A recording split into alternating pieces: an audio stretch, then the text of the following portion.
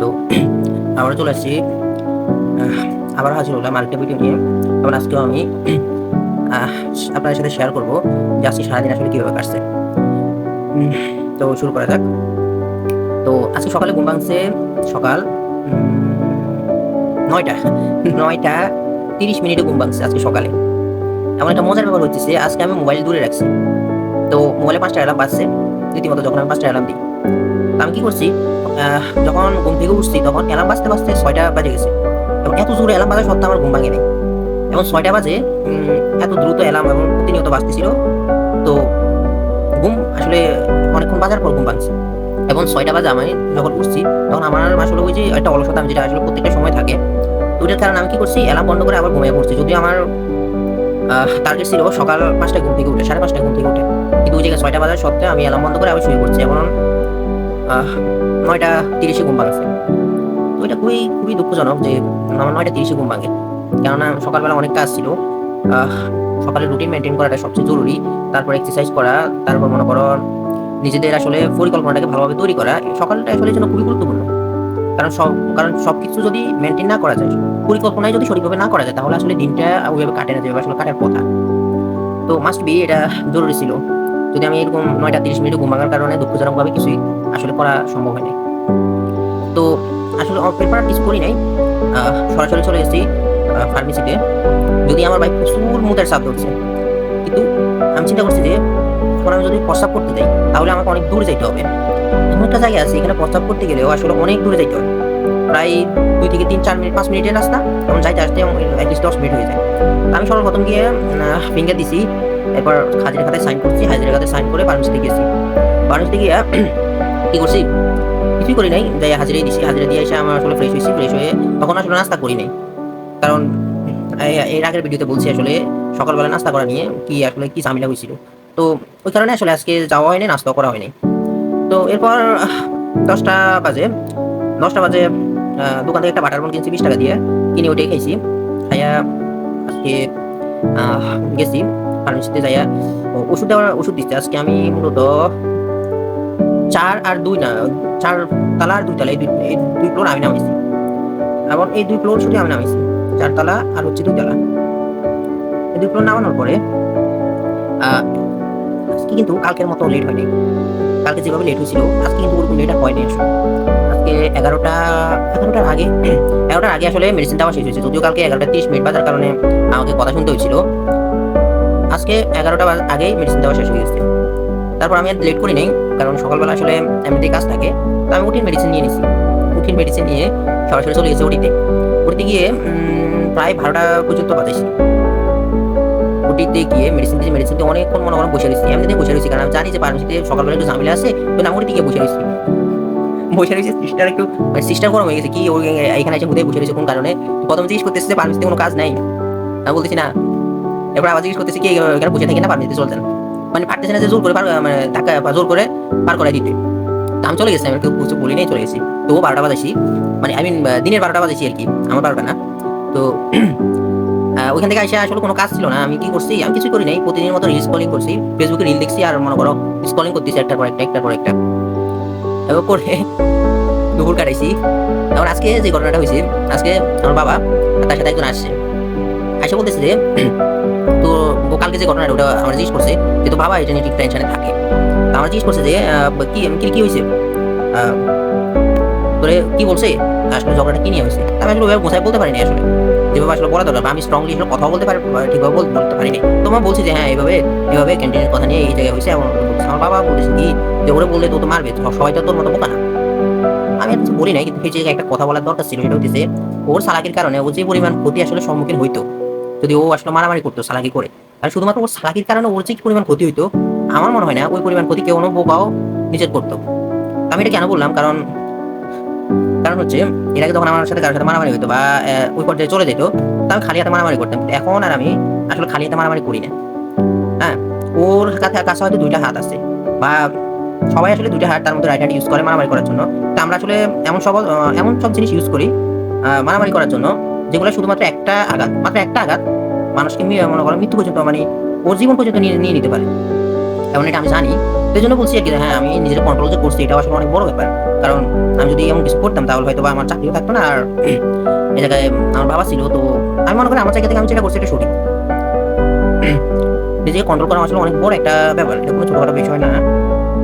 তারা আসলে জ্ঞানী লোক, তারা আসলে এই জিনিসটা বুঝে।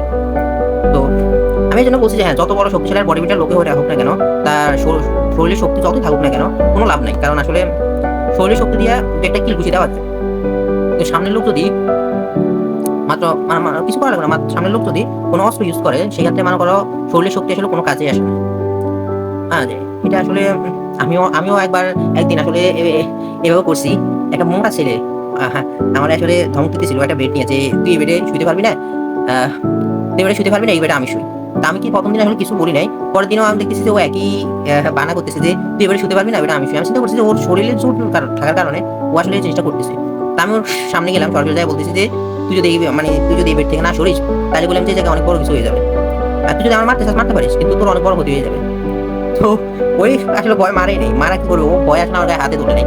কারণ ওই সময় ও বুঝছে যে আসলে ও এরকম একটা কাজ হঠাৎ করে তো আর বলে নাই। তো কি করছে? ও বেডে বসে রয়েছে, আমিও বসে রয়েছি। মানে সারা রাত ঘুমাবো না, কিন্তু কেউ বেড থেকে সরুক না। তো শেষে ও চলে গেছে। ওইদিন আসলে আমি একটা জিনিস রিয়ালাইজ করছি যে হ্যাঁ, আসলে শরীরের শক্তি সবকিছু না। যদি আপনি একটা জিনিস অ্যাচিভ করতে জানেন, তাহলে আপনি যেকোনোভাবে ওই জিনিসটা অ্যাচিভ করতে পারেন।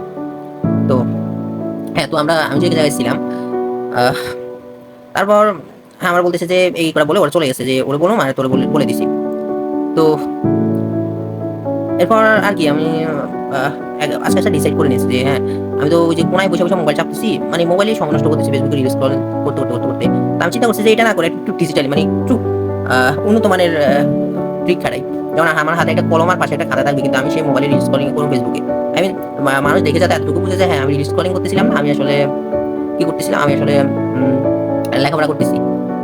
এটা আসলে স্টুডেন্ট টেকনিক। যারা আসলে স্টুডেন্ট একটু চালাক টাইপের, জারু টাইপের, ওরা আসলে এইসব অ্যাকশনগুলো করে।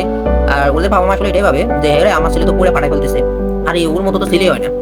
তো ওই হারামজাদাই যখন এক্সাম দিতে যাও ফেল হয়ে যায়। তখন বাবা-মা বলে, "কিরে এটা কেমনে সম্ভব? আমার ছেলে কেমনে ফেল হইলো? ও তো সারাদিন লেখাপড়ার মধ্যেই ছিল।" হ্যাঁ? তো আমি এটা আসলে আজকে চিন্তা করছি যে আসলে এটাই করা দরকার। হ্যাঁ, আমি এটা করলে হয়তোবা আগে থেকে কিছুটা বেটার ফিল হবে। তো তারপর আবার কি দুপুরবেলা খাওয়া-দাওয়া করছি। খাওয়া-দাওয়া করে এসে রেস্ট করছি ২০ মিনিট। এরপর চলে গেছি আবার ফার্মেসিতে। তো ওইখানে গিয়া আজকেও ৩ টা ওষুধ শিখছি। কালকের মতো, এবং আজকে ১০ টা ওষুধের রিভিশন দিছি। দেওয়ার পর এটা আসলে দিচ্ছি আমি জোহরের আগে। আই মিন আজকে দুপুর থেকে আসলে শুরু করে দিছি। সময় নিয়ে কাজ করছি, যার কারণে এগুলো অ্যাচিভ করা অনেক সহজ হইছে। তো আসর নামাজের পর আসলে আমরা ১০ টা রিভিশন দিছি। ১০ টা রিভিশন দিয়ে সন্ধ্যার দিকে আমি একটু ভিডিও এডিটিং এর কাজ করছি। মাগরিবের পর আমি আসলে ভিডিও এডিটিং নিয়ে একটু কাজ করছি, যে আমি সকালবেলা যে ভিডিওগুলো তৈরি করি, এটা আসলে ফেসবুকে পাঠানোর জন্য আসলে ভিডিওটা তৈরি করি। তো ওইখান থেকে ওটাকে আসলে এডিট করছি। এক পার্টের মাধ্যমে একটা ব্যাকগ্রাউন্ড মিউজিক, অটো ক্যাপশন, আর ওটার কালারটা একটু চেঞ্জ করে দিছি। শুধুমাত্র এটা, আরেকটা সামনে একটা হুক লাগাইছি, যদি আমার কাছে হুকটা তেমন একটা ভালো লাগে নাই, তবু একটা হুক লাগাইছি। আগে ভিডিও আপলোড করে দিছি। আমি ভিডিও এই জন্য আপলোড করি না যে আসলে ভিডিওটা ভালো হবে না, বা ভিডিওতে ভালো ভিউজ আসবে, বা ভিডিওতে লাইক হবে, এইটা আমি এগুলো আশা করি না। আমি শুরু থেকেই একটা হচ্ছে কি, আমার একটা চিন্তা করছি কি যে কতটুকু পারবো, কতটুকু পারবো না। আমি আসলে এই জায়গায় পারফেক্ট কিনা এটা আমি দেখি না। আমি চেষ্টা করে যাই। যে এই জায়গায় যদি আমি নাও পারি, আমি যদি সাঁতার নাও জানি, তবুও আমি পুকুরে ঝাঁপ দিই। কেন? কেননা আমি পুকুরে যখন ঝাঁপ দিই, তখন আমি বাঁচার জন্য হলেও সাঁতার শিখব। বাঁচার জন্য হলেও কিন্তু আমি সাঁতার শিখব। তো আসলে যাদের মাথায় একটু হলেও বুদ্ধি আছে, তারাই জিনিসটা বুঝে যে হ্যাঁ, যেহেতু এই ম্যাচটা আমি হারবই। আমি জানি যে প্রতিপক্ষ স্ট্রং আছে, এবং আমরা ম্যাচটাকেই হারিয়ে যাবো। এরপরে আমরা আসলে নিজেদের সর্বোচ্চ চেষ্টা দিয়ে আমরা খেলি। হারবো, কিন্তু প্রতিপক্ষর চোখে চোখ রেখে খেলবো। এবং এই খেলার মাধ্যমে আপনার দেখা যাইতেছে কি, হারা ম্যাচে অনেক সময় জিতা সম্ভব। আপনি ভয় পেয়ে যদি না খেলেন, তাহলে তো প্রতিপক্ষ জানে যে আপনি হারিয়ে গেছেন। তা আপনি যদি খেলেন, আপনি যদি চেষ্টা করেন, আমি চেষ্টা করছি, হ্যাঁ, জিতছি হারছি বা একটা জিনিস করতে পারছি কিনা, এটা হলো পরের ব্যাপার। আগে হচ্ছে কি, আমি একটা জিনিসটা নিয়ে চেষ্টা করছি। চেষ্টা করার কারণে আসলে কতটুকু হয়েছে এটা দেখার বিষয় না। কারণ চেষ্টা করার কারণে আপনি বুঝতে পারবেন আপনার ঘাটতি কোথায়, এবং আপনি কতটুকু অ্যাচিভ করতে পারবেন। আর যদি আপনি চেষ্টা না করেন, আপনি সারা জীবন এটাই মনে করতে থাকবেন যে আমার দ্বারা হবে না। কারণ কেউ আসলে পারফেক্ট না। মিস্টার বিস্টেরও ৩০০, আমার সঠিক মনে নেই ৩০০ কয়টা ভিডিও, কোনো ভিউজ আসে নাই। এবং ও আপলোড প্রতিনিয়ত করে গেছে। এবং ৩০০ কয়টা ভিডিওর পর আসলে ওর ভিডিওতে ভিউজ আসা শুরু করছে। তো ওই জন্য কেউই পারফেক্ট না আসলে। চেষ্টা করলে চেষ্টা করতে একসময় পারফেক্ট হয়ে যায় সবাই। এটা আসলে সত্য। তো আপনি চেষ্টা করতে কখনো ভয় পাবেন না। চেষ্টা করবেন। আপনি চেষ্টা করার আগেও কোনো কিছু পাইতেন না। কিন্তু চেষ্টা করার কারণে আপনার তার ক্ষতি হইতেছে না। বরঞ্চ আপনি একটা জিনিস পাওয়ার 50% চান্স আছে যে হ্যাঁ, একটা জিনিস 50% চান্স আছে এই জিনিসটা আমি আসলে পাওয়ার সম্ভাবনা আছে। কেন? শুধুমাত্র চেষ্টা করার কারণে। তো হ্যাঁ, তো আমরা কোথায় ছিলাম? সন্ধ্যার পর ভিডিও এডিটিং করছি। ভিডিও এডিটিং নিয়ে আসলে এত কথা। ভিডিও এডিটিং করার পর Facebook এ রিলসটা আপলোড করে দিছি। তারপর আর কোনো কাজ নাই। কাজ ছিল না। আম বাসায় রুমে আসছিলাম। রুমে আসছিলাম চার্জার নিতে। চার্জার নিতে আসছিলাম রুমে। রুমে এসে চার্জার নিছি। চার্জার নিয়া আ আ বেডের উপর রাখছি। মানে চার্জার নিতে আসছি। চার্জার বেডের উপর রাখি রুমের মধ্যে দরজার মধ্যে তালা মারে আমি চলে গেছি। অর্ধেক পথ যাওয়ার পর মনে হলো কি যে চার্জার নিতে আসছি, চার্জার না নিয়ে চলে গেছি। কি আর করব আমি আর আমার ব্রেইন। চমৎকার। তো এরপর আমার বাবার সাথে দেখা হইছে। আমার কল দিছিল যে এরপর দেখা হইছে। দেখা হওয়ার পর বাড়ি নিছে। বাড়ি নেওয়ার পর আমার একটা কথা বলছে। আমার বলতেছে যে গ্রাম্য ডাক্তারের একটা কোর্স আছে ওটা করে ফেলতে। গ্রাম্য ডাক্তারের কোর্সটা করে ফেলতে যাতে আমি বাড়িতে গিয়ে অন্ততপক্ষে নিজের দোকান দিয়ে ব্যবসা করে অন্তত নিজে চলতে পারি। হ্যাঁ, অন্তত নিজে চলতে পারি। বাবা আসলে সত্য কথাই বলছে। কারণ আমি এখন পর্যন্ত যে পরিস্থিতি আমার আসলে যে পরিস্থিতি ওই অনুসারে আমার বাবা আসলে এই কথাটা বলছে। আহ জিনিসটা আসলে আমার কাছেও খারাপ লাগতেছে যে আসলে এই জায়গায় আমি কিভাবে আসলাম? আমার তো আরো ভালো জায়গায় যাওয়ার কথা বা ভালো একটা কিছু করার কথা ছিল। তো যাই হোক, সবার জীবন তো আসলে এক না। সবাই আসলে সবকিছু অ্যাচিভ করতে পারে না।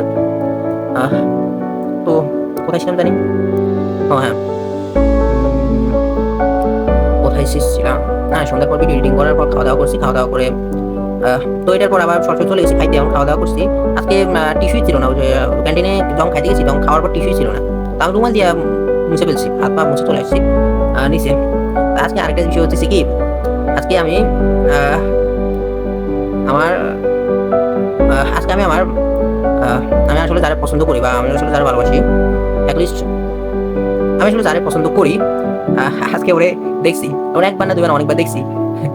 তো আমি আসলে একটা জিনিস কি, আমি চিন্তা করছি যে শালা হইলে হইছে না হইলে নাই। ওই যে বলছি একটু আগে বলছি যে চেষ্টা করছি।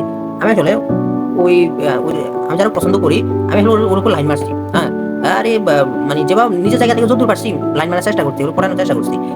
হ্যাঁ? আমি জানতাম পারব না কারণ আমি তো ওই টাইপের মানে আমিও তো ওরকম লোকে না। তবুও আমি নিজের জায়গা থেকে যতদূর পারছি মানে লাইন মারার চেষ্টা করছি। এমন আমি খুব ভালোভাবে ফেল হইছি। মানে খুব ভালোভাবে আসলে ফেল হইছি যদিও হওয়ার কথা। তো এরপর কি লেগে জানি ভাই প্রচুর খারাপ লাগছিল। মানে এত পরিমাণ খারাপ এর আগে আসলে লাগে নাই। ভাই প্রচুর খারাপ লাগতেছিল। আমার এত খারাপ লাগতেছিল শালা আমি মনরে কি বোঝাম আর ব্রেইনরে কি বোঝাম আমি নিজে কিছু বুঝছি না। ভাই তো আমি শুরু থেকে জানতাম যে লাভ হবে না বা কিছু হবে না। কিন্তু আমি তো জাস্ট চেষ্টা করে গেছি। শালা এত কষ্ট কি লেগে হইতেছে? হ্যাঁ? মানে এই কষ্টটা আসলে কি লেগে হইতেছিল? ভাই প্রচুর খারাপ লাগতেছিল। একেবারে এত পরিমাণ খারাপ এর আগে আসলে কখনো লাগেনি। মানে যারা আসলে প্রেমে বা ভালোবাসায় ব্যর্থ হয় বা প্রেমে ব্যর্থ হওয়ার পর তারা আসলে মানসিকভাবে অসুস্থ, কেউ আসলে পাগল, কেউ আবার সুইসাইড করে নেয়। তো আসলে ওরা কেন করে আমি শুরুতে জানতাম না। কিন্তু আমি যখন এত বড় কষ্ট রিয়ালাইজ করছি তখন আমি বুঝতে গেছি যে হ্যাঁ, আসলে এই জিনিসটা আসলে ওরা কেন করে। আপনিও যদি কোনো সময় আমার জায়গায় আসেন তাহলে আপনি এই জিনিসটা খুব ভালোভাবে বুঝে যাবেন। যে কি পরিমাণ আসলে কষ্ট লাগে। যখন আপনি একজনকে চান এবং ও আপনার সাথে থাকে না, আপনাকে ইগনোর করে বা চলে যায়, তখন আসলে কি পরিমাণ কষ্ট লাগে আমি মানে আ ব আমি আসলে বুঝাইতে পারব না। কারণ আপনারা বুঝবেনও না এই জিনিসটা। তারাই বুঝবে যারা আসলে এরকম এর মধ্যে দিয়ে আসলে গেছে। তো আমার আসলে ওরকমে রিয়ালাইজ হইছে। তো কি আর করার আমি চিন্তা করছি যে ভাই চেষ্টা করে গেছি, হ্যাঁ। তারপরে এত কষ্ট আসলে কি লেগে হইতেছিল? হওয়ার তো কথা না। এমন সময় শালা মানুষ পোলাপান যদি ওই এক শালারে দেখছি ওই হারামজাদা ৫ বিয়া করছে। হ্যাঁ? ও হিন্দু। বাংলাদেশে হিন্দু আছে মাত্র ৯০%। তার মধ্যে ওই ৫ টারই বিয়ে করে ফেলছে। শালা কাজ করে হচ্ছে হাসপাতাল ওয়ার্ড বয়ের কাজ করে ৫ বিয়ে করে ফেলছে। মানে এটা শোনার পর আমি তো বাইচে আছি এটা তো আমার লাগে অনেক বেশি। আমার ভাবছিল যে কচু গাছগুলো গলায় দড়ি দিয়ে মরে যাই। কি শুনতেছি? হ্যাঁ? তা আমি বলতেছি শালা ওরে দেখো আর আমার দেখো না। আমি শালা একটা মানে সামান্য লাইন মেরে আমারই অবস্থা। আমার মানে অবস্থাগুলো খারাপ। কি যে কষ্ট, কি যে পীড়া রে বাপরে বাপ! আর ওই হারামজাদা ৫ বিয়ে করে বসে রইছে। এখন আরেকটা বিয়ে করতে চাইতেছে। তো এম কেন যে ভাই এত কষ্ট আসলে কি লেগে লাগবে? আমি আসলে এই জিনিসটা ফাইন আজ পর্যন্ত বুঝলাম না। কি লেগে আসলে এত কষ্ট লাগে? হ্যাঁ? তো এরপর আসলে ওরে দেখছি আরকি। দেখার পর মানে হার্টবিট মানে হাই প্রেশার বেড়ে গেছে। আজকে মনে হয় ৩ থেকে ৪ বোতল পানি শেষ করছি। ছোট বোতলের ১ লিটার ওই ১ লিটার হাফ লিটার আমি আসলে আজকে আমি বোতলও চিনি না শালা কি কুমা দুঃখের কথা। তো এরকম সাইজের মানে ছোট সাইজের বোতলের ৪ বোতল পানি শেষ করে ফেলছি খাইয়া।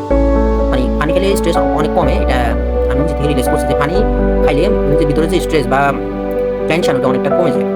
ব্রেইনের জন্য ভালো পানি। তো কোথায় ছিলাম জানি, ও হ্যাঁ, তারপর আর কি শেষে আমার ওর সাথে কথা হয়েছে একদম শেষে, একদম একেবারে শেষে আসার সময় কারোর কথা হয়েছে। তো এরপর আসি বাসায় এসে আর 5 মিনিট রেস্ট করছি, রেস্ট করে চলে গেছি গোসল করতে। গোসল করতে চলে গেছি এবং গোসল করছি পুকুরের নামে গোসল করছি রাতের বেলা। আগে ভয় পাইতাম, এখন আর ভয় পাই না, কেন জানি ভয় লাগতেছে না। জীবন থেকে আমার জীবন থেকে মায়া উঠে গেছে না, ভয় উঠে গেছে। তো আমার আসলে এখন আর ভয় লাগে না। পানিতে নামছি, নামে গোসল করছি। গোসল করে কাপড় চোপড় ভালোভাবে ধুয়ে দিয়ে দিছি। আমি কাপড় চোপড়গুলো একটু দেখাই। এটা হচ্ছে আমার কাপড় চোপড়গুলো একটু দেখাই। আমি হলে এই দেখেন কাপড় চোপড়, এগুলো হচ্ছে আমার কাপড় চোপড়। একটু ভালো করে দেখাইলে এগুলো হচ্ছে আমার কাপড় চোপড় এখন দিছি। এই যে দেখেন এগুলো হচ্ছে আমার কাপড় চোপড়। এখানে একটা প্যান্ট, সেন্টু গেঞ্জি আর লুঙ্গি আছে। এই দেখেন লুঙ্গি আছে। তো আজকের জন্য এই পর্যন্তই। এখন 23 থেকে 24 মিনিট কথা বলা শেষ। আগে আসলে বেশি থেকে বেশি কথা বলে 5 মিনিট কথা বলতে পারতাম। এখন আমি 24 মিনিট কথা বলতেছি শুধুমাত্র আমার চেষ্টার কারণে। হ্যাঁ, একটা জিনিস চেষ্টা করছি, এখন দেখেন কতটা ইমপ্রুভ হচ্ছে। এখন আমি মনে করি যে হ্যাঁ, সামনের দিকটাতে যদি আমি আরো ভালোভাবে চেষ্টা করি আরো ভালো ইমপ্রুভ হবে। তো দিন শেষে একটা কথাই বলতে চাই যে আপনারা ব্যর্থ হওয়ার আগে অন্ততপক্ষে এই জিনিসটা নিয়ে একবার চেষ্টা করুন। যেকোনো কিছু নিয়ে একটাবার চেষ্টা করবেন। চেষ্টা করে ব্যর্থ হবেন। এতটুকুই। যদি ভালো লাগে সাপোর্ট করবেন। কি বলবো, ধন্যবাদ।